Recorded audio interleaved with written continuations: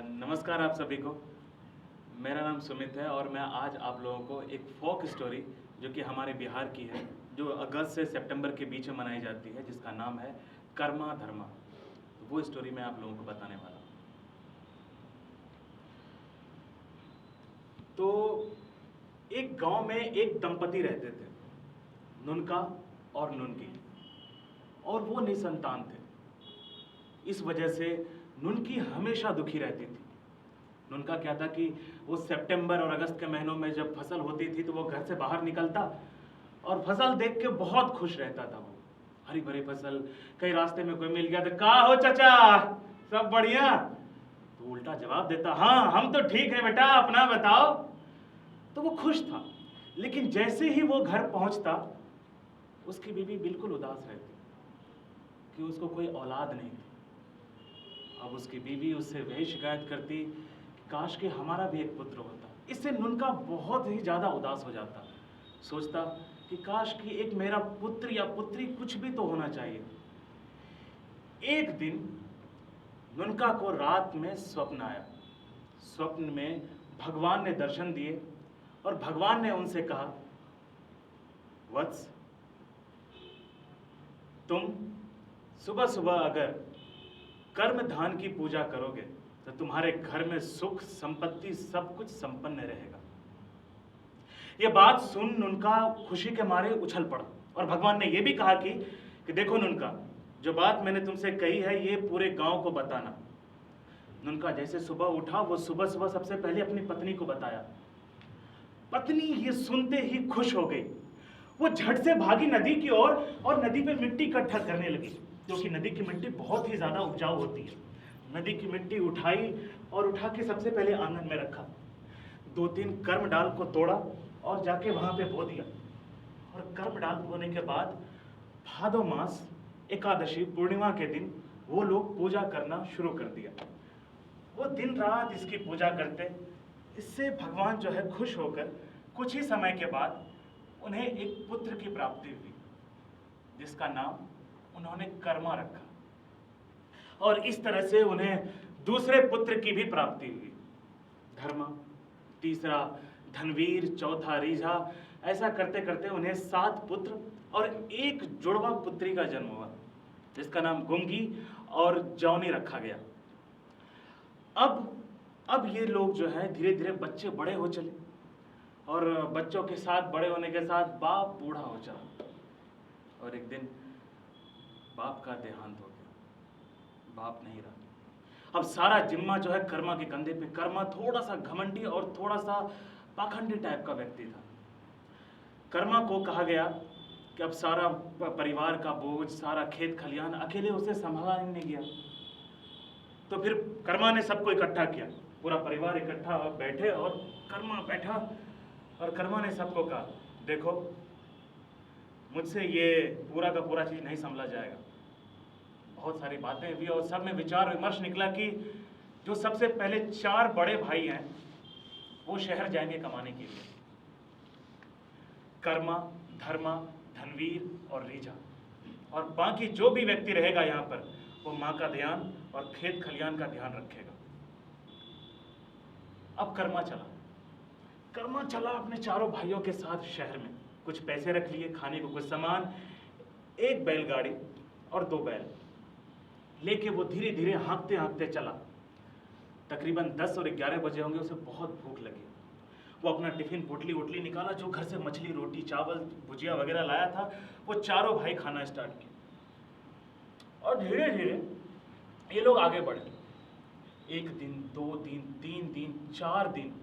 अब ये लोग चलते, अब जहां इसे भूख लगती, कभी फल तोड़ लिया तो कभी नदी का पानी पी लिया, कभी झरने की ओर चल दिया।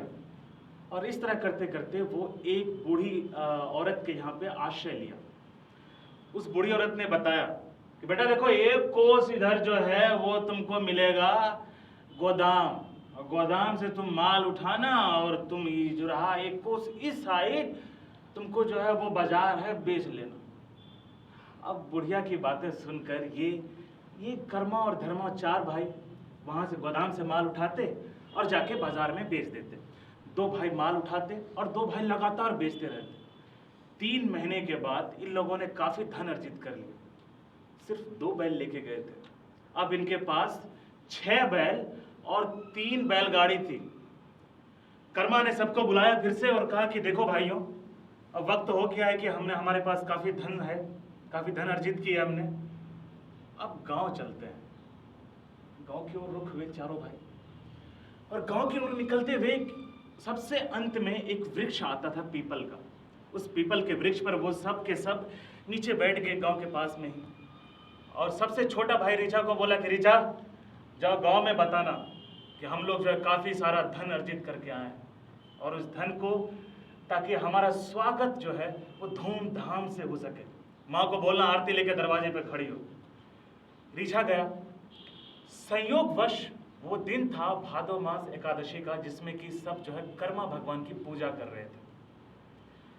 अब जैसे ऋचा बहुत समझदार व्यक्ति था, जैसे वहां पहुंचा देखा सब लोग पूजा में बिजी हैं, तो ऋचा को बिल्कुल भी बीच में व्यंग डालने का बिल्कुल भी इसका मन नहीं किया। वो माँ के साथ पूजा करने बैठ गया। और उधर कर्मा विचलित, घंटा 2 घंटा कोई नहीं आया। कर्मा का गुस्सा अतिशीघ्र बढ़ता चला गया। कर्मा ने बोला, धनवीर तुम जाओ, जाके पता करो वहां क्या हुआ। इसी तरह धनवीर भी गया। धनवीर ने भी विघ्न नहीं डाली, फिर धर्मा को भेजा। कर्मा इधर बहुत विचलित हो चुका था। कर्मा का गुस्सा चरम सीमा पर था। कर्मा यहां से उठा और सीधे घर की तरफ निकला, और घर पर पहुंचते ही देखा सब लोग पूजा कर रहे थे। उन्हें बहुत गुस्सा आया कि माँ, मैं तुम्हारे लिए कमाने के लिए गया था, तुम छोटी छोटी बहनें, क्या मेरे लिए मैं एक आरती भी डिजर्व नहीं करता। वो उस पर चिल्लाने लगे, चीखने लगे। देखो एक पौधे की पूजा कर रहे हैं, पौधा उठाया और फेंक दिया, इसको लात मारा और दिया विया सब कुछ फोड़ दिया। अब कर्मा गुस्से में ही निकला और जहां पर धन छोड़ के आया था उस पीपल के पेड़ के नीचे जाके वहां बैठा। देखा उसके पास जितने भी धन कमाए थे कुछ भी नहीं था, सब कुछ घास मिट्टी में तब्दील हो चुका था। कर्मा को अपनी गलती पर पछतावा हो। कर्मा अपने घर गया, अपनी माँ को देखा और माँ, मुझसे बहुत बड़ी भूल हुई, मुझे माफ कर देना। उसकी माँ कर भी तो क्या सकती थी, लेकिन गांव वाले ठागा मार के हंसते थे कि भैया बहुत धन लेके आया है, देखो कंगाल बन के घूम रहा है। तो कर्मा जो है सीधा एक पंडित जी के पास गया। पास में ही एक भगत जी रहते थे, तो भगत जी के पास गया और भगत जी को बोला, भगत जी अगर हमसे कोई भी भूल हो गई तो माफ कर दीजिए, लेकिन कैसे हम वापस पाएं वो सारा का सारा धन, हमें उपाय बताइए। तो उस पंडित, उस भगत ने उसे समझाया कि तुमसे जो है कर्म भगवान वो रुष्ट हो चुके हैं, तुम जाओ और जाके उन्हें मनाओ, उनसे माफी मांगो तो शायद तुम पे वो खुश हो जाए। तो वहां से उठा और नाग की दिशा में सीधा वो चलता गया, क्योंकि सबको पता है कि भगवान कहाँ मिलते हैं किसको क्या पता। वो सीधा निकलता रहा और रास्ते में उसे एक पेड़ दिखाई दिया। उस पेड़ के नीचे वो बैठ गया। हालांकि भूख तो बहुत लगी थी। वो ऊपर देखा तो सब पके पके फल। वो बेतहाशा चढ़ता गया पेड़ पे चढ़ने के बाद उसने एक फल तोड़ा और सीधा अपने मुंह में रखा और ये क्या, फल में कीड़े। फिर उसने दूसरा फल तोड़ा, इसमें भी कीड़े। तीसरा चौथा, उस पेड़ में जितने भी फल लगे हुए थे सब के सब कीड़े। पास से माली गुजर रहा था, माली से पूछा, भैया मैं बहुत भूखा हूं, ये इसका फल में, सारे फलों में कीड़े क्यों लगे हुए हैं। तो माली बोला, भाई मुझे नहीं पता कि इसमें कीड़े क्यों लगे हैं, क्योंकि मैं खुद बर्बाद हो चुका हूं। मेरे बागान में जितने सारे भी वृक्ष हैं सब में कीड़े लग चुके हैं। वो थक हार के अपना सारा व्यथा बताया उस माली को। माली ने बोला, अगर तुम्हें कर्म देवता मिल जाए तो उनसे ये भी पूछ लेना कि मेरे फल कैसे ठीक होंगे। फिर वो आगे बढ़ा तो देखा एक औरत जो है चूरा कूट रही थी, पोहा धान में, वो ऊख में कूट रही थी। और इतने में ये पहुंचा, माई हमको बहुत भूख लगी है, अगर एक मुट्ठी भी चूरा अगर दे दे तो बहुत ही मेहरबानी हो। माई बोली, देख ले बेटा, मैं तभी से कूटे जा रही हूँ, ये धूल बन जा रहा है, ये चूरा का चूरा हो जा रहा है, लेकिन इसका पोहा नहीं बन रहा है। अब फिर इसने अपनी सारी व्यथा सुनाई उसको, और उसने भी बताया कि अगर तुम्हें मिल जाए वो कर्म देवता तो उनसे पूछना कि आखिर इसका निवारण कैसे किया जाए। तो भैया फिर वो आगे बढ़े और रास्ते में एक ग्वाला दिखाई दिया। ये ग्वाला के देखते ही से भूख और प्यास तलब तो पहले से ही मर चुका था, इसे कुछ 1 किलो भी दूध मिल जाए। ये फट से गया और ग्वाला भैया मैं बहुत दिनों से भूखा हूँ, मैं पिछले 5 दिन से लगातार चलते हुए आ रहा हूँ, 1 किलो भी अगर दूध मिल जाए तो बहुत मेहरबानी होगा बाबू। ग्वाला ने सिर्फ उसे इशारा किया और जैसे इसने बाल्टी में देखा तो बाल्टी में खून था।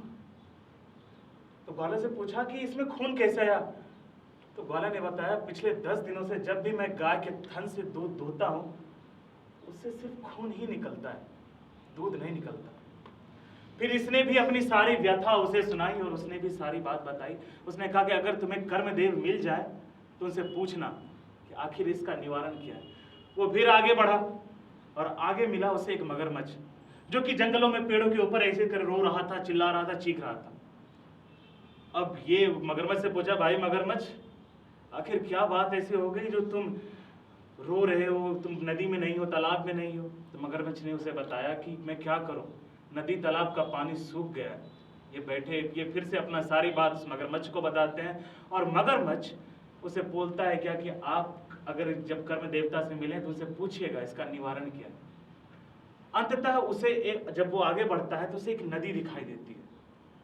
अब उसे वो नदी पार करना होता है। जैसे वो नदी के किनारे पहुंचता है, सोचता है कि अब मैं इसे पार कैसे करूं। तब उसे कछुआ दिखाई देता है, जो कि पहले से पेट दर्द के मारे तड़प रहा था। कछुआ के पास जाता है, कहता है, कछुआ भाई मुझे ये नदी पार करा दो। कछुआ ने कहा, मैं तुम्हें ये नदी तो पार करा दूंगा, लेकिन इसके बदले मेरे पेट में जो दर्द हो रहा है इसका निवारण तुमको उधर से लौटते हुए लेके आना होगा। इसने बोला ठीक है। ये कछुआ के पीठ पर बैठ गया, जैसे तैसे नदी पार किया। कछुआ जो है वहीं पे इंतजार करता रहा। इसके बाद ये कई महीनों तक लगातार चलता रहा तपती उजली रेत में। और दूर एक कुटिया में एक साधु, जिसका कि चेहरा चमकता हुआ, वो पूजन कर रहे थे एक पौधे का। ये सीधा गया और उसके चरणों में गिर पड़ा, प्रभु हे भगवान। वो इतना कहते ही वो बेहोश हो चुका था, क्योंकि उसके अंदर इतनी शक्ति ही नहीं बची थी कि वो कुछ बोल सके। साधु विद्वान था, वो सारा बात समझ गया। उसे उठाया, उसे कुछ घूंट पानी पिलाया। जब वो होश में आया उस साधु ने बस इतना कहा, जाओ बिल्कुल वही करना जो तुम्हारे पिताजी ने उस दिन किया था, तुम्हारा निवारण हो जाएगा। अब वो कछुआ के बारे में पूछा, आखिर कछुआ वो पेट में जो दर्द हो रहा है उसका क्या निवारण है? उस साधु ने बताया, बस कछुआ के पेट में मणि है, अगर वो मणि छोड़ दे तो उसका पेट का दर्द छूट जाएगा, लेकिन वो इस लालच में है कि वो मणि को छोड़ ही नहीं पा रहा। तो फिर उसके बाद उस मगरमच्छ के बारे में पूछा, तो गुरुजी ने कहा उस मगरमच्छ के अंदर जो है वो जब कोई साधु साध्वी नदी में नहाने के लिए आते, वो उसको खा जाता। उसे मछलियों से सिर्फ पेट नहीं भरता, उसे इंसान की मांस की आदत लग चुकी है। तो फिर जिस दिन वो अपने गलती स्वीकार करेगा, अपना लालच छोड़ेगा, उस दिन से उसका निवारण हो जाएगा। फिर उस ग्वाला के बारे में पूछा, तो साधु ने बताया कि ग्वाला जो है अक्सर पानी में दूध मिलाया करता था, जिससे कि बच्चे बीमार पड़ गए। अब जिस दिन वो लालच छोड़ देगा, उस दिन वो फिर से अपनी जिंदगी पालेगा। फिर उसी बूढ़ी औरत के बारे में पूछा कि वो बूढ़ी औरत जो है वो चूरे में उजला पत्थर मिला के बेचती थी, जिससे कि लोग बीमार पड़ते थे, लोग मर जाते थे। और फिर उसका इलाज वही है कि अगर वो जिस दिन अपना लालच छोड़ देगी, लालच त्याग देगी, उस दिन वो अपना तरक्की कर लेगी। और अंततः उस पेड़ के बारे में पूछा। पेड़ तो बताया कि वो जो माली है वहां का, कोई भी राही, कोई भी पथिक को उस पेड़ का फल खाने को नहीं दिया। इस वजह से उस पेड़ का फल सड़ गया। और ये बात बताते बताते वो धीरे धीरे अपने घर की ओर पहुंचा।